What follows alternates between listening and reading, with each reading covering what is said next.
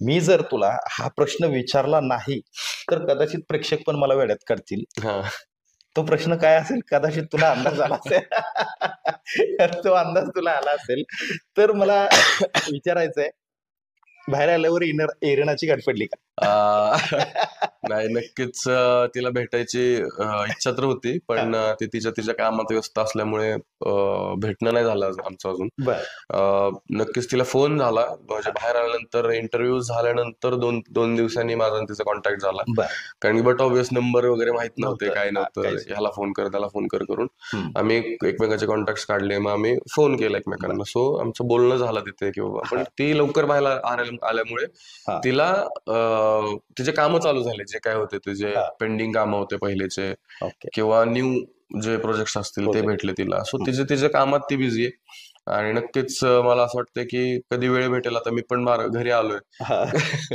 So घरी थोडा वेळ स्पेंड करून पहिले बघेन, आणि प्रोजेक्टचं पण काम चालू आहे जरा, तर तिकडे जाऊन मग त्या सगळ्या गोष्टीमध्ये बघेन आता कुठे भेटता येईल किंवा काय करता येईल. नाही, हे बघ, आता तू घरात होता, बाहेर काय चाललंय हे माहित नव्हतं.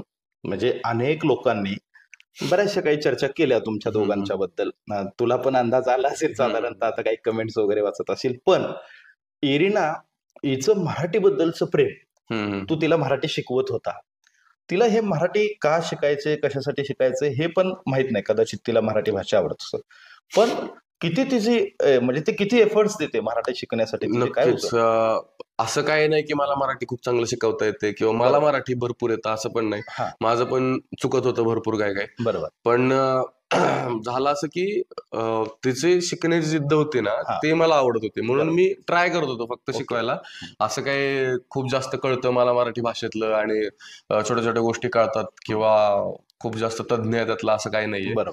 सो तिला फक्त तिची शिकण्याची ओढ जी होती ती मला चांगली वाटत होती, की बाबा तिला बाहेरून आलेली व्यक्ती एक भारतात आली, भारतातून पण मुंबईमध्ये आली, आणि मुंबईमध्ये येऊन पण आपलेच लोक, मराठी लोक हिंदी भाषा वापरतात किंवा सगळ्या गोष्टी करतात मुंबईमध्ये राहून सुद्धा. आपल्याला कळत नाही की हा महाराष्ट्रीयन आहे किंवा मराठी माणूस आहे म्हणून, पण ती बाहेरून येऊन मुंबईमध्ये येऊन ती मराठी शिकायचं म्हणते, तर खूप मोठी गोष्ट आहे. आणि सगळ्यांना वाटत होतं तिथे की बाबा हे काहीतरी तिचं ट्रिक असेल किंवा काहीतरी असेल, पण मला जेन्युइनली ते असं वाटत होतं की तिचं शिकण्याची जिद्द होती ती, आणि तिला ते मराठी कळावं. का कळावं? कारण तिला गेम कळावा, लोक काय म्हणतायत हे पण कळालं पाहिजे. फक्त गेम साठीच मराठी शिकते का तिला खरंच मराठी? नाही, खरंच मराठी. कारण की बाहेर आल्यावरती पण तुम्ही बघितलं असेल की तिचं गणपतीत गेली होती आता. हो, ते भरपूर आपली संस्कृती जपायचा प्रयत्न करते. बरोबर. तर मला असं वाटतं की तिला ते आपली संस्कृती आवडते, म्हणून तिचा तो प्रयत्न चालू आहे की बाबा मराठी आलं पाहिजे. किंवा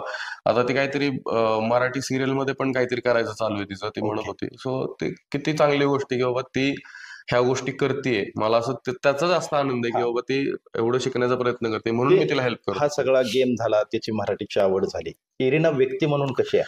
कारण सगळ्यात जास्त तुझ्या बरोबर व्यक्ती म्हणून खूप गोड आहे, खूप समंजस आहे, आणि तितकीच रागीट पण आहे. आपल्याला फक्त चांगली बाजू दिसते, हो, पण ती तेवढी रागीट पण आहे तेवढ्याच बाबतीत. कारण की जर गोष्टी घडत नसतील तिच्या मनाप्रमाणे आणि तिला जर समजत नसेल काय, तर तिचं ते फ्रस्ट्रेशन निघतं.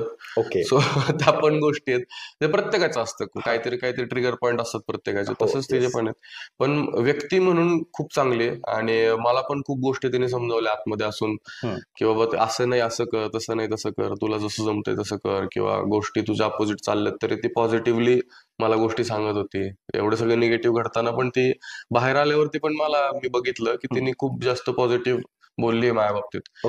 सो मला असं वाटतं की ती खूप चांगली व्यक्ती आहे, आणि असंच मला वाटतं हा बॉन्ड असाच राहावा कायम.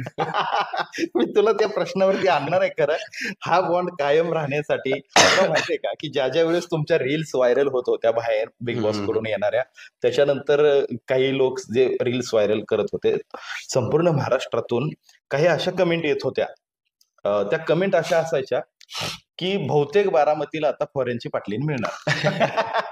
नाही, हे असं नसतं ऍक्च्युली. तिचं पर्सनल लाईफ आहे, त्याच्या पर्सनल गोष्टी आहेत, माझ्या पर्सनल गोष्टी आहेत. बरोबर. आपला स्वतःचा प्रायव्हेट स्पेस असतो एक, जे की आपण विचारू शकत नाही एखाद्याला डायरेक्टली काही गोष्टी.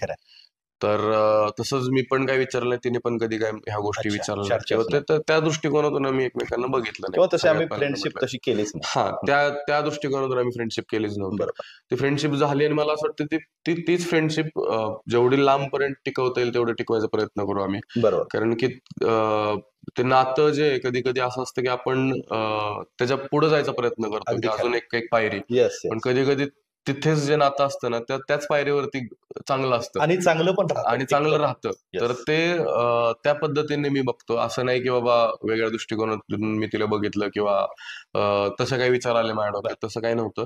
सो मला असं वाटतं की आहे तोच बॉन्ड एकदम परफेक्ट आहे आणि असाच राहिला तर खूप बेटर राहील मी तर म्हणेन. नक्कीच. आमच्या सगळ्यांच्या शुभेच्छा आहेत Thank you तुमच्या so much. सगळ्यांच्या, म्हणजे तुमच्या विशेषतः दोघांच्या मैत्रीसाठी, आणि तुझ्या माध्यमातून इरेना बारामतीला पण येईल अशी पण आम्ही अपेक्षा नाही करतो. नक्कीच तिला बारामती पण फिरवेन.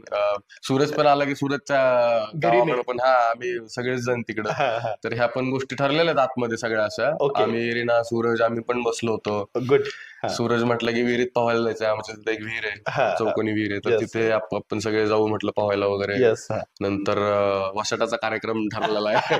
तर ह्या सगळ्या गोष्टी आमच्या डिस्कस झालेल्या आहेत आतमध्ये, जे की बाहेर ऑब्व्हियसली दाखवत नाहीत, पण ह्या गोष्टी ठरलेल्या आहेत आमच्या. तर सूरजला पण म्हटलंय येताना की भाई ज्यावेळेस येशील त्यावेळेस आपण करूया सगळा प्लॅन. येस.